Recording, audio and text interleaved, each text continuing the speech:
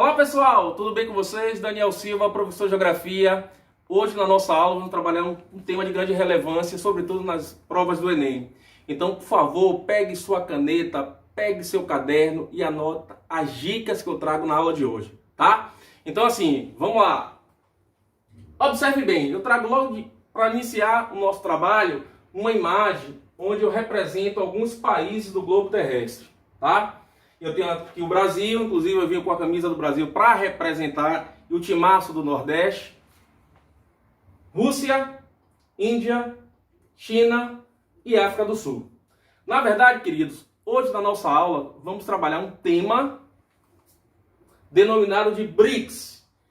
A sigla BRICS significa dizer o seguinte, ó irmãos, Brasil, Rússia, Índia, China e África do Sul. Logicamente, a África do Sul aqui, South África, está em inglês, tá? Até porque aqui é um acrônimo da língua inglesa, onde eu pego uma sigla para representar os países aqui citados anteriormente, tá? Então assim, a gente percebe que no cenário internacional é de suma importância as conexões, seja ela de ordem política, seja ela de ordem econômica entre as nações. Então o BRICS, na verdade, é um acordo de cooperação entre os países envolvidos aqui. Só que tem um detalhe, no contexto histórico, a gente percebe que em 2001, inicialmente, essa proposta de acordo só envolvia a Rússia, a China, a Índia e o Brasil. A África do Sul ainda não ia aparecer neste contexto, tá? Só um pouquinho mais tarde, lá no final de 2010, ao convite e oficialmente a África do Sul entra nesse contexto da formação do BRICS em 2011, tá? Se liga, eu trouxe para vocês os países que compõem os BRICS. Portanto, qual é a ideia que se traz de comum entre esses países? Vejam bem, todos esses países citados são considerados países emergentes, tá? Lembre que a gente teve uma aula específica sobre regionalização socioeconômica e nós vimos alguns modelos adotados para dividir o nosso planeta, tá?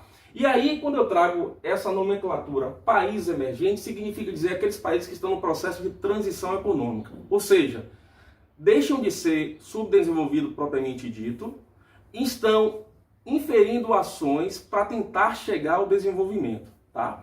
Se você analisar logo de cara, a gente apresenta aqui a China, que a gente observa que é um país que, por sua vez, tem nos últimos tempos apresentado um resultado de PIB extremamente satisfatório, se aproximando e possivelmente ultrapassará a potência norte-americana, no caso dos Estados Unidos, tá? Então, assim, os demais países, ele tem, de certa forma, um grau de relevância para se pensar, para se imaginar em criar um acordo dessa natureza, tá? Então, aqui eu trago para vocês mais um gráfico representativo dos países que pertencem aos BRICS. Então, eu vou trazer uma palavra específica para representar um elemento que chame a atenção, sobretudo, para cada um desses países. Observe. Vamos iniciar pelo nosso, pelo Brasil. O que é que se destaca no Brasil nos últimos tempos? O agronegócio. Então aqui o Brasil é um país de grande capacidade produtiva, sobretudo de commodities, tá? Lembrando que commodities não é simplesmente agricultura, mas é tudo que é de ordem ou de gênero primário. A Rússia, o que é que a Rússia traz nesse contexto como relevância? A energia. Nós sabemos que nessa região a gente tem uma grande concentração de petróleo. A Índia, quanto a China, são dois países mais populosos do mundo, tá? A China em primeiro, a Índia em segundo. Então o que é que a Índia tem como prerrogativa de importância? A oferta de serviços. Nós sabemos que os ingleses colonizou essa região, tá? Então a língua inglesa é falada aqui, tá? E algumas empresas de call center norte-americana utilizam essa mão de obra, tá?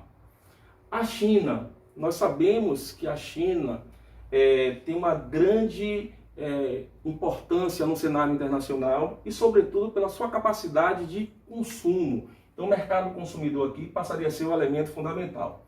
E a África do Sul, por que a África do Sul está dentro desse contexto? A gente observa que dentro dessa realidade espacial você tem uma mineração. Então a extração de minério é algo muito forte. E por outro lado, tem a idealização política, porque os BRICS são considerados países emergentes, certo? A partir do momento que há essa conexão, esse intercâmbio entre essas nações, a gente vai conseguir trazer no cenário internacional uma condição favorável para o desenvolvimento, sobretudo de países que estão em continentes diferentes. Eu tenho aqui uma representação da América, eu tenho a Europa, eu tenho a Ásia e tenho a África.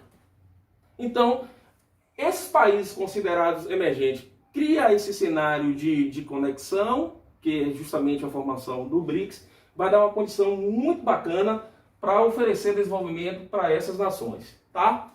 Observe que eu coloquei uma seta indo e voltando, que é justamente para corroborar com essa ideia de troca, sobretudo troca comercial. E aqui você tem aqui um afunilamento para uma formatação aqui de um banco. É justamente isso que eu quero colocar para vocês. Em 2014, essas nações resolvem formar o Banco do BRICS. Com que intenção? Primeira delas, promover condições específicas financeiras para promover projetos de infraestrutura, sendo nos países envolvidos ou outros países. Observe bem, nessa formatação desse banco, nós temos 5 países que vão coordenar todo esse processo. E para iniciar, a gente percebe que se esse banco se fortalece nesse contexto, ele vai concorrer com o Banco Mundial e o FMI, que são bancos que porventura sofrem interferência direta da Europa e dos norte-americanos, no caso dos Estados Unidos. Então, com essa condição de formatação de um banco, o BRICS vai conseguir também emprestar dinheiro, e quem empresta juros, e consequentemente fortalecer o seu contexto de ordem econômica. Tá? Se liga na dica. Eu trago aqui Canadá, Estados Unidos e México e BRICS. Tá? Qual é a ideia que eu quero trazer para vocês? Aqui eu tenho uma formação de um bloco econômico. Aqui o BRICS não é um bloco econômico. Qual a diferença? Aqui os países envolvidos diretamente, ele cria uma aliança de ordem econômica e política, mas que por sua vez querem quebrar as tarifas alfandegárias para que haja uma circulação de mercadoria com maior intensividade. Se a gente comparar aqui o grau de desenvolvimento, eu cito aqui Canadá e Estados Unidos como grande potência, e o México, um país emergente, porventura é de suma importância para os Estados Unidos. Por quê? Primeiramente porque tem mão de obra barata, tá? E o BRICS passa a ser um acordo de cooperação entre essas nações envolvidas. Então, na verdade, o Brasil, dentro do cenário internacional, passa a ter parceiros de ordem econômica. Lembre que eu falei há pouco instante que o agronegócio, a produção agrícola, sobretudo a soja, principal produtor mundial de soja é o Brasil, e parte dessa soja vai para onde?